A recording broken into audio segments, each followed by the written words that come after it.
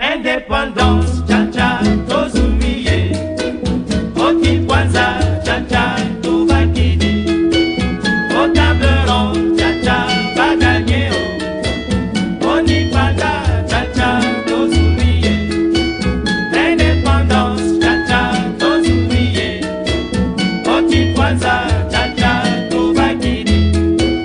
Au table ronde. Mesdames et messieurs, bonsoir et bienvenue à notre rendez-vous du magazine sociopolitique 3 quarts d'heure pour convaincre. Nous avons le réel plaisir de recevoir pour vous un fils du pays. Il s'agit de Maître Bébel Kalémé. Les alliances se font toujours, la machine à voter, l'invalidation de plusieurs candidats à la présidentielle. Tels sont les sujets que nous allons débattre tout au long de cette émission. Maître Bébel est le président d'un regroupement politique, l'accord pour l'alliance avec les alliés AAAA. C'est vrai, il y a aussi des CCCC, mais aujourd'hui nous parlons des AAAA. Maître Bébel, bonsoir. Bonsoir. Comment allez-vous? Nous allons bien. La santé, ça va? Ça va très bien. Le Congo, la RDC? Oh, le Congo, ça va mal. Vous tâtonnez? Ça va mal Ça parce va que, mal. bah oui. Et voilà, Maître Bébel, je le dis au sommaire de mon émission, les alliances se font toujours. Vous venez de créer une alliance avec l'UREP. Quelles sont les motivations? AAA, c'est-à-dire l'accord pour l'alliance avec les alliés. Étant regroupement, nous avions à son temps, nous avons parlé du 27 juillet de l'année en cours, organisé ensemble avec l'UREP, le PPA, une activité pour soutenir le projet de candidature de l'honorable Adolphe Muzitu. Et donc, pour nous, c'est des candidats qui est mieux par rapport aux autres, vu sa prestation quand il était Premier ministre, mais aussi quand il était ministre du Budget. Et donc, c'est à ce titre-là que nous avons estimé que parmi tant d'autres candidats à la présidence qui, à son temps, se sont déclarés, nous avons porté notre dévolu sur le candidat Adolphe Muzitu. J'aimerais un peu retourner en arrière. Votre regroupement existe depuis combien de temps? Oh, le regroupement existe depuis, je crois, 2010-2011. Parce que déjà en 2011, nous avions aligné des candidats au niveau de Kinshasa et Bakongo. Et donc en 2015, nous avions même aligné aussi des candidats, mais malheureusement, ces élections n'ont pas eu lieu. Et voilà que nous sommes maintenant en 2018. Nous venons au niveau provincial, nous avons aligné des candidats, mais aussi au niveau national. Votre regroupement appartenait à quelle obédience? Quelle composante? Vous étiez de la majorité ou de l'opposition? J'aimerais un peu comprendre. Au moment où nous parlons, oui, nous sommes derrière les candidats, nous venons de le dire, Adolphe Muzitu qui est de l'opposition. Pourquoi ce changement brusque? Il n'y a pas de changement brusque. Je crois que la politique est dynamique. Quand on fait la politique, il faut tenir compte... Mais il ne faudra pas que cela devienne aussi un prétexte. Il n'y a pas de changement brusque. C'est-à-dire quoi quand vous parlez de changement brusque? Vous étiez autrefois à la majorité présidentielle. Oui, nous étions pas comme regroupement. Comme regroupement, nous n'avons jamais été dans la majorité présidentielle.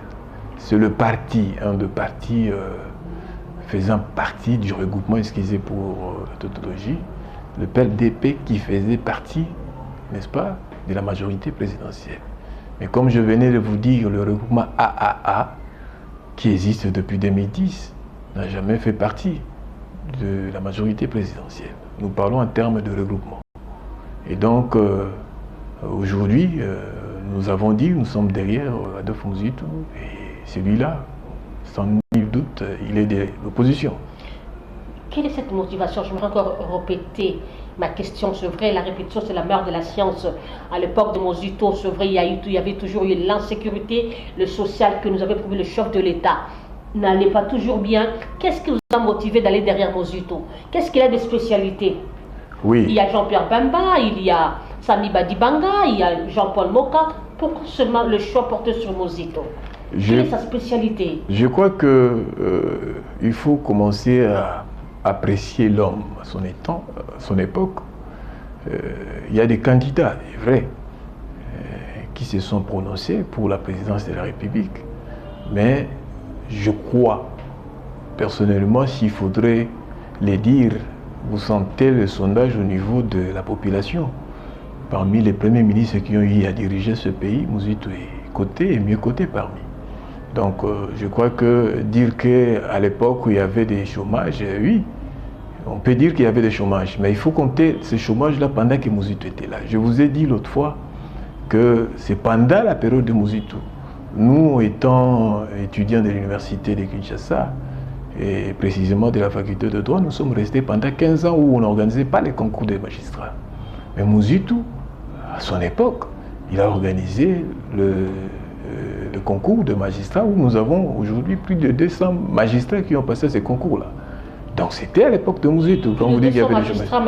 Je voulais parler des 2000 magistrats. 2000 magistrats, mais vous êtes juriste, maître Bebel. Vous savez bien, il y a eu aussi plus de 200 magistrats qui ont été révoqués. Non, nous parlons d'abord en termes de principe, parce que vous avez posé la question, il y avait le chômage. Il y en a d'autres. Le social n'allait toujours pas mieux. Oui, mais bon, le problème, ce n'est pas, même aujourd'hui, là, ce n'est pas une baguette magique, les choses vont changer. Mais il faut voir quand il a pris le pouvoir et quand il a laissé le pouvoir, quel est le rendement.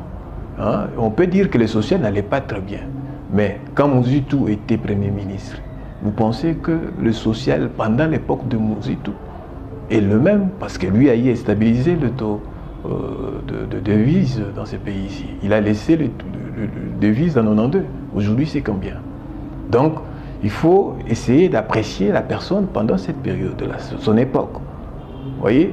Parce qu'après le départ de Muzito, nous avons constaté qu'il y a bien d'autres choses qui, jusqu'à aujourd'hui, ne vont pas.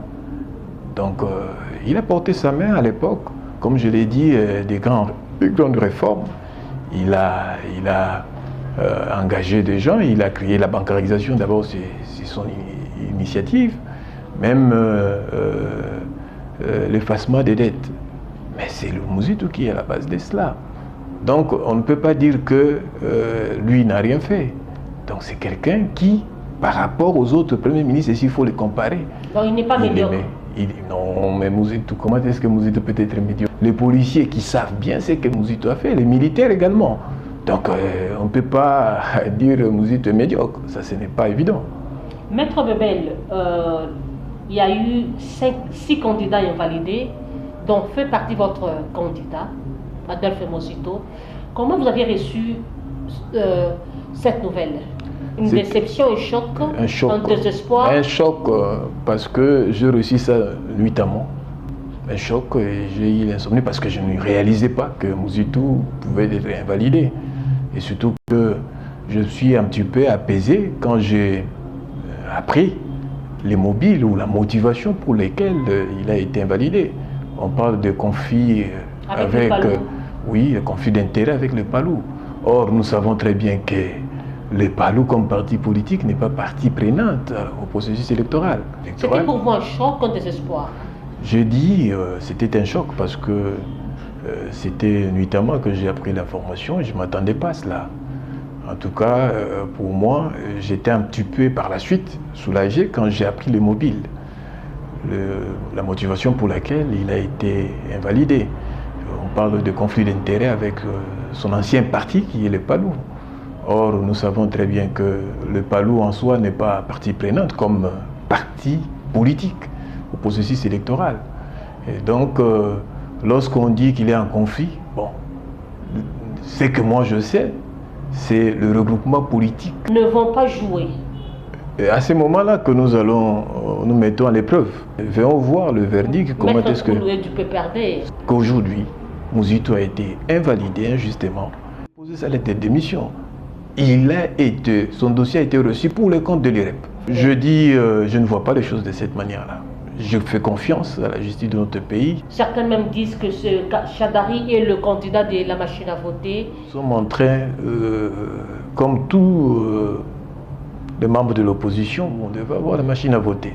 Et donc, quand il y a suspicion autour de cette machine-là, populaire du Congolais, qui puisse être à la contre de ce que veut le peuple congolais. Nous voyons quand le résultat de ce que produisent la CENI politique. On s'est dit, bon,